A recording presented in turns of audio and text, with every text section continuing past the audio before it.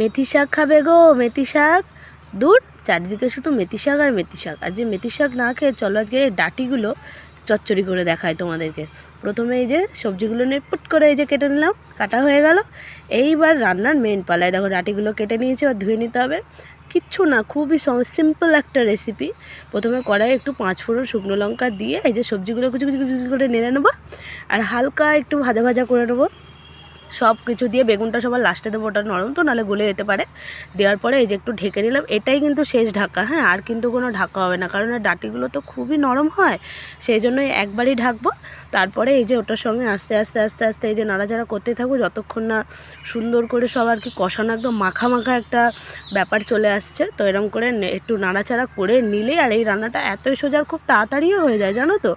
এরকম করে টুকু টুকু টুকু টুকু করে নেড়ে নিয়ে ব্যাস, এটাই একটা ছোট্ট রেসিপি। এটা এমন কিছুই ব্যাপার নয়, অনেকে ফেলে দিয়ে থাকে ডাঁটিটা, কিন্তু এটা আমরা ফেলি না। এই ডাঁটিটাও চচ্চড়ি করে খাওয়া যায়, তো আমরা সেটাই করেছি, আর সেটাই তোমাদের সঙ্গে শেয়ার করছি। সত্যি বলছি বন্ধুরা, খুব সুন্দরই খেতে হয়। দিয়ে রান্না হয়ে গেলে, এটার কিন্তু আর অন্য কোনো রেসিপি নেই, ব্যাস এটুকুই। দিয়ে তারপরে এই দেখো কি সুন্দর দেখতে লাগছে, দেখো রান্না কিন্তু হয়ে গেছে। দেখো মাকেও খেতে দিয়ে দিয়েছি, তো মা খেয়ে মুখটা করছে, দেখো যেন খুব সুন্দর হয়েছে জানো তো।